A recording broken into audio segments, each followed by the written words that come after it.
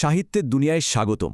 আজকে আমরা কথা বলবো এফ স্কট ফিটজেরাল্ডের মাস্টারপিস দ্য গ্রেট গ্যাটসবি নিয়ে। ১৯২০-এর দশক বলতেই আমাদের মাথায় আসে জ্যাজ সঙ্গীতের মূর্ছনা আর উদ্দাম জীবনযাপন, তাই না? কিন্তু আজকের এই এক্সপ্লেনারে আমরা সেই ঝলমলে আবরণের পেছনের আসল রূপটা উন্মোচন করব। একটা আখ্যান কিভাবে পুরো একটা যুগের স্বপ্ন এবং তার ভঙ্গুরতাকে এত সুন্দরভাবে তুলে ধরতে পারে, চলুন সেটাই আজ বিশ্লেষণ করা যাক। আজকের এক্সপ্লেনারে আমাদের আলোচনার মূল বিষয়গুলো হচ্ছে পুরনো সম্পদ এবং রোম্যান্টিক উচ্চাকাঙ্ক্ষা, শ্রেণী বিভাজন এবং নৈতিক অবক্ষয়, দৃষ্টি এবং সর্বজ্ঞান, নৈতিক বিচার এবং সবশেষে ছাই এবং সবুজ আলো। তো প্রথম পর্ব, পুরনো সম্পদ এবং রোম্যান্টিক উচ্চাকাঙ্ক্ষা। বুকানন পরিবারের সেই বংশপরম্পরায় পাওয়া পুরনো সম্পদ আর যে গ্যাটসবির একদম আন করা নতুন সম্পদের মধ্যে যে বিশাল একটা তফাৎ, সেটাই কিন্তু এই গল্পের মূল চালিকা শক্তি। একদিকে ইস্ট এগের অহংকারী আর উদ্দেশ্যহীন অভিজাত সমাজ, অন্যদিকে ওয়েস্ট এগের আশাবাদী, নিজ পরিশ্রমে বড় হওয়া নব্যধনীরা। এই যে জায়গাগুলোর কথা বললাম, এগুলো কিন্তু শুধু গল্পের ব্যাকগ্রাউন্ড না, এগুলো আসলে সমাজেরই আয়না। ইস্ট আর ওয়েস্টের জাঁকজমকের ঠিক নিচেই যেন চাপা পড়ে আছে ভ্যালি অফ অ্যাশেজের সেই শোষিত, ক্ষয় যাওয়া শ্রমজীবী মানুষগুলো। মানে ভূগোলের সাথেই যেন মানুষের আর্থসামাজিক অবস্থানটা একেবারে গাঁথা। গল্পের কথক নিক ক্যারাওয়ে গ্যাটসবিকে ঠিক কিভাবে দেখছেন খেয়াল করুন। তিনি বলছেন গ্যাটসবির মধ্যে এমন এক রোম্যান্টিক আশাবাদ ছিল যা তিনি অন্য কারো মধ্যে দেখেননি।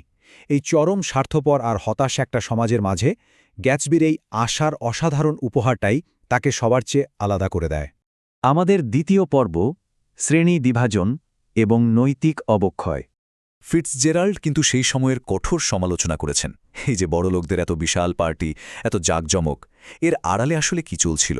ব্যাপক প্রতারণা আর মানুষের জীবনের প্রতি চরম অবহেলা। সত্যিকারের মানবিক সম্পর্কের জায়গাটা পুরোপুরি দখল করে নিয়েছিল অন্ধ বস্তুবাদ। এই সুবিধাভোগী শ্রেণীটা তাদের চারপাশের ধ্বংসযজ্ঞ থেকে নিজেদেরকে একদম আড়াল করে রাখত। মার্টেল উইলসনের মর্মান্তিক মৃত্যুর পর ধনী সমাজের আসল রূপটা একদম বেরিয়ে আসে। টম আর ডেইজির মতো মানুষেরা অন্যদের জীবন নিয়ে খেলত, ধ্বংস করত, তারপর খুব আরামে নিজেদের টাকার পাহাড়ের পেছনে লুকিয়ে পড়ত। এই যে চরম একটা অবহেলা, এটাই সেই যুগের নৈতিক দেউলিয়াত্বের সবচেয়ে বড় প্রমাণ। এবার তৃতীয় পর্ব, দৃষ্টি এবং সর্বজ্ঞ নৈতিক বিচার। মোটিভ ব্যাপারটা তো আমাদের সবারই জানা, তাই না? এটা মাথায় রাখলে পুরো আখ্যান জুড়ে ফিটজেরাল্ড কিভাবে নৈতিক বিচারতে অন্বেষণ করতে চোখ আর দৃষ্টির মোটিভটাকে ব্যবহার করেছেন, সেটা খুব সহজেই ধরা পড়বে। এখন একটা বড় প্রশ্ন হল, এই যে চরিত্রগুলো কোনো শাস্তি ছাড়াই একের পর এক অন্যায় করে পার পেয়ে যাচ্ছে, এদের বিচার আসলে কে করছে? একটা নৈতিকতাহীন সমাজে কি আদৌ কোনো বিচারক আছে? এই প্রশ্নটা কিন্তু গল্পের ভেতরে একজন সর্বজ্ঞ পর্যবেক্ষককে খুঁজতে বাধ্য করে।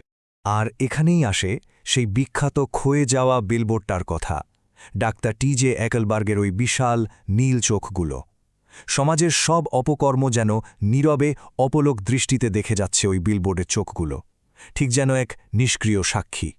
মোটিভটা একদম চরম আকার ধারণ করে তখন, যখন শোকার্ত জর্জ উইলসন ওই ছায়ের স্তূপের দিকে তাকিয়ে এই বিজ্ঞাপনের চোখগুলোকেই স্বয়ং ঈশ্বরের চোখ বলে মনে করেন। তিনি বিশ্বাস করতে শুরু করেন যে ঈশ্বর সবকিছুই দেখছেন। ভেবে দেখুন একবার, একটা পুঁজিবাদী বিজ্ঞাপনই এখানে ঐশ্বরিক শাস্তির প্রতীক হয়ে দাঁড়াচ্ছে। আমাদের শেষ পর্ব, ছাই এবং সবুজ আলো। ভ্যালি অফ অ্যাশেজ, এই জায়গাটা শুধু একটা ডাম্পিং গ্রাউন্ড না।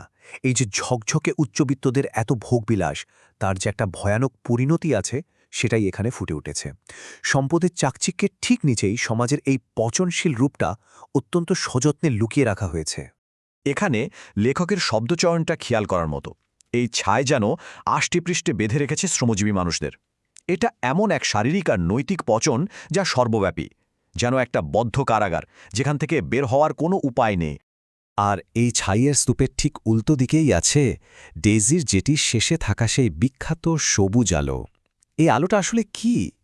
এটা গ্যাটসবির সেই অবিরাম স্বপ্নের প্রতীক, আবার একই সাথে আমেরিকান ড্রিমের এক করুণ মোহভঙ্গ। এমন কিছু আকাঙ্ক্ষা যা অনেক গভীর, কিন্তু কখনোই হয়তো পূরণ হওয়ার নয়। ফিটজেরাল্ডের সমালোচনাটা এখানেই সবচেয়ে সুন্দরভাবে ফুটে উঠেছে।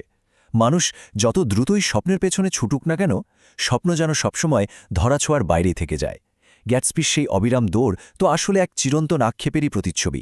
উপন্যাসের বিখ্যাত শেষ লাইনটা তো আমাদের সবারই পড়া, তাই আমরা এগিয়ে যাই, স্রোতের বিপরীতে নৌকা চালাই। মানব চরিত্রের কি অদ্ভুত একটা দিক, তাই না? মানুষের উচ্চাকাঙ্ক্ষা ব্যর্থ হয় ঠিকই, কিন্তু তা চরম মাত্রায় অদম্য। যুগের পর যুগ ধরে এই কথাগুলো আমাদের গভীরভাবে ভাবিয়ে চলেছে। এই এক্সপ্লেনারটা শেষ করার আগে একটা প্রশ্ন রেখে যেতে চাই।